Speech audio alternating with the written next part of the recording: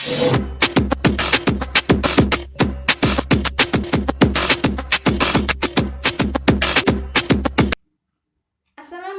warahmatullahi wabarakatuh. Bertemu lagi dengan saya Sri Ningsi SPD, mengajar bidang studi biologi di SMA Negeri 5 Bagan Sinembang.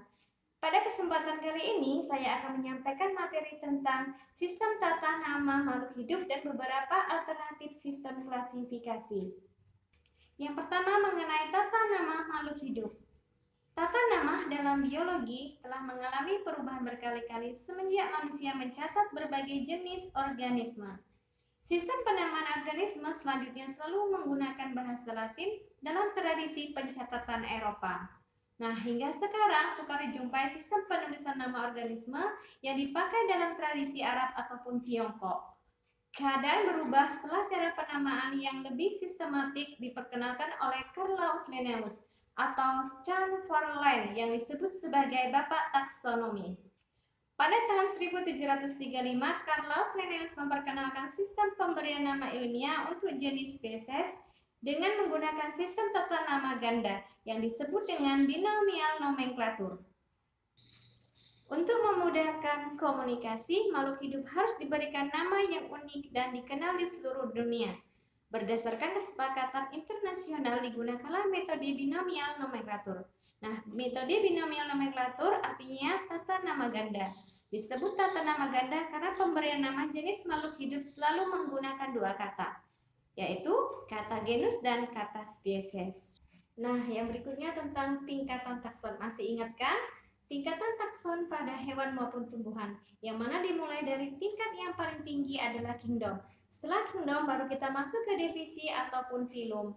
Nah, kemudian setelah filum atau divisi kita masuk ke kelas. Setelah kelas, ordo. Setelah ordo, family, kemudian genus dan spesies. Nah, sekarang bagaimana sih cara penamaan pada tingkat takson? Yuk, kita lihat. Nah, penamaan tingkat pertama itu kita lihat dari tingkat spesies atau tingkat jenis. Spesies atau jenis adalah tingkat taksoni yang paling terendah. Spesies adalah suatu kelompok organisme yang dapat melakukan perkawinan antara sesamanya untuk menghasilkan keturunan yang subur atau yang fertil.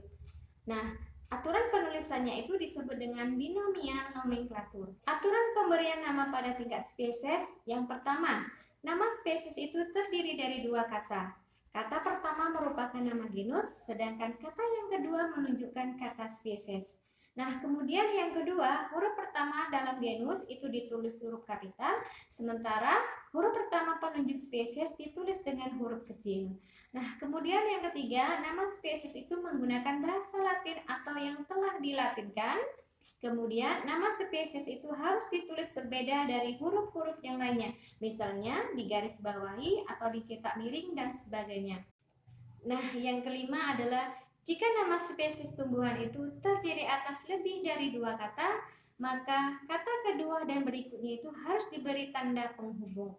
Kemudian, jika nama spesies hewan itu terdiri atas tiga kata, maka kata yang tiga itu bukan nama spesies, melainkan nama subspesies atau anak jenis, yaitu nama takson di bawah spesies. Nah, nama spesies juga mencantumkan inisial pemberian nama tersebut. Misalnya, jagung bahasa Latinnya itu adalah Geames. Kadang ditulis juga dengan Geames, kemudian akhirnya itu dikasih huruf besar yaitu L. Nah, L itu menunjukkan nama inisial dari Linnaeus. Nah, penamaan yang kedua kita lihat dari nama genus atau marga. Genus adalah takson yang paling rendah daripada famili. Nama genus terdiri dari satu kata, yang mana huruf pertama itu ditulis dengan huruf kapital, dan seluruh huruf dalam kata itu ditulis dengan huruf miring atau dibedakan dari huruf-huruf yang lainnya. Kita ambil contoh, marga untuk tumbuhan, yaitu terong-terongan atau bahasa Latinnya adalah solanum. Nah, penulisan solanum di sini, S-nya itu harus kapital. Dan kemudian kita lihat dari hewan. Nah, untuk hewan, kita ambil contoh marganya itu adalah kucing atau felis. Nah, F-nya juga di sini menggunakan huruf kapital. Yang ketiga adalah nama suku atau famili. Famili merupakan tingkatan takson di bawah ordo. Nama famili pada tumbuhan biasanya diberi akhiran aceae, sedangkan pada hewan diberi akhiran idae. Dalam penyebutan Indonesia, nama suku selalu digunakan berulang-ulang, misalnya kacang-kacangan, anggrek-angrekan, dan jai-jaihan, dan masih banyak lagi. Nah, contohnya nama pemilih pada tumbuhan yaitu Solanaceae, yang mana kata Solanaceae itu berasal dari kata solanum ditambah akhiran aceae. Kemudian untuk hewan, contohnya adalah Felidae. Nah, kata Felidae itu berasal dari kata felis dan ditambah akhiran idae. Yang keempat adalah nama ordo atau bangsa. Setiap kelas terdiri dari beberapa ordo. Ordo pada tumbuhan itu diberi akhiran -as, sementara pada hewan itu tidak ada aturannya. Kita ambil contoh ordo pada tumbuhan adalah Magnoliales. Kelima adalah nama kelas. Kelompok takson yang satu ini tingkatannya lebih rendah daripada filum atau divisi. Nama kelas pada tumbuhan biasanya dikasih akhiran dengan opsida. Sedangkan pada hewan itu tidak ada aturannya. Contohnya pada tumbuhan adalah Liliopsida. Nah, kemudian yang berikutnya nama filum atau divisi. Nah, nama filum itu digolongkan pada dunia hewan, sementara nama divisi digunakan pada dunia tumbuhan. Filum atau divisi terdiri atas organisme-organisme yang satu atau dua persamaan ciri. Nama filum tidak memiliki akhiran yang khas, sedangkan nama divisi menggunakan akhiran yang khas. Misalnya, pita dan mikota. Nah, yang berikutnya kita akan membahas masalah tentang alternatif sistem klasifikasi. Sistem klasifikasi alternatif dengan kemajuan teknologi dan ilmu pengetahuan, para ahli mengembangkan beberapa sistem klasifikasi makhluk hidup. Para ahli membagi makhluk hidup itu menjadi beberapa kingdom. Nah, yang pertama yaitu sistem dua kingdom. Sistem dua kingdom dikemukakan oleh Aristoteles. Sistem ini membagi makhluk hidup menjadi dua dunia, yaitu dunia hewan dan dunia tumbuhan. Dasar dari klasifikasi ini adalah ciri dan sifat tumbuhan yang mempunyai dinding sel yang keras, seperti selulosa, dan hewan yang mempunyai sifat dapat bergerak aktif dan berpindah tempat. Nah, yang berikutnya adalah sistem tiga kingdom. Sistem tiga kingdom dikemukakan oleh Ernst Haskell. Sistem ini mengelompokkan organisme menjadi tiga dunia, yaitu Plantae, Animalia, dan Protista. Plantae merupakan organisme yang dapat melakukan fotosintesis, sehingga dapat memenuhi kebutuhan makan diri sendiri. Makanya disebut dengan organisme autotrof.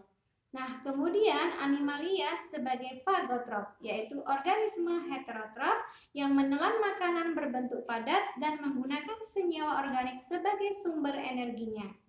Nah, kemudian protista mempunyai ciri tubuh tersusun dari satu sel atau banyak sel yang belum terdiferensiasi. Yang berikutnya adalah sistem 4 kingdom. Sistem 4 kingdom dikemukakan oleh Herbert Copeland, yang mana sistem ini mengelompokkan organisme itu menjadi 4 dunia, yaitu Plantae, Animalia, Protista, dan Monera. Nah, yang berikutnya adalah sistem 5 kingdom. R.H. Whittaker mengelompokkan organisme menjadi 5 dunia. Berdasarkan tingkat organisme, kondisi inti sel, dan nutrisinya, kelima dunia tersebut adalah yang pertama adalah kingdom Monera. Monera meliputi makhluk hidup yang sangat sederhana. Termasuk ke dalam kingdom ini adalah bakteri dan alga biru. Nah, kemudian kingdom Protista. Termasuk ke dalam kingdom ini adalah organisme yang bersel tunggal yang bersifat eukariotik. Eukariotik berarti inti sel-selnya telah memembrat, meliputi protozoa dan alga. Yang ketiga, kingdom Mycota. Kingdom ini meliputi makhluk hidup yang tidak mempunyai klorofil, sehingga tidak dapat mensintesa makanan sendiri atau bersifat heterotrof. Ada yang bersifat parasit dan ada juga yang bersifat saprofit. Nah, termasuk di dalamnya adalah berbagai jenis jamur. Nah, kemudian yang keempat adalah kingdom Plantae. Kingdom ini meliputi makhluk hidup yang mampu melakukan fotosintesis, yaitu makhluk hidup yang memiliki klorofil, sehingga dapat hidup tanpa mengambil energi dari organisme lain. Nah, makhluk hidup itu disebut dengan organisme autotrof, termasuk di dalamnya adalah Bryophyta, Pteridophyta, dan Spermatophyta. Nah, kemudian kingdom Animalia. Kingdom ini meliputi makhluk hidup eukariotik yang bersel banyak, bersifat heterotrof, meliputi Porifera, Platyhelminthes, Hydrozoa, Nematoda, Annelida, Mollusca, Arthropoda, Echinodermata, dan Chordata. Berikutnya adalah sistem 6 kingdom. Sistem 6 kingdom itu dikemukakan oleh Karl Woese, yang mana perkembangan ilmu pengetahuan dan teknologi mendorong ilmuwan untuk mengembangkan hasil penelitiannya, termasuk pengelompokan makhluk hidup menjadi sistem 6 kingdom, yaitu Eubacteria, Archaebacteria, Protista, Fungi, Plantae, dan Animalia. Nah, masing-masing sistem di atas memiliki dasar sendiri-sendiri. Pada saat ini, kecenderungan para ahli biologi itu menggunakan sistem 5 kingdom atau sistem 6 kingdom. Demikianlah materi mengenai tentang sistem tata nama dan beberapa alternatif sistem klasifikasi. Terima kasih.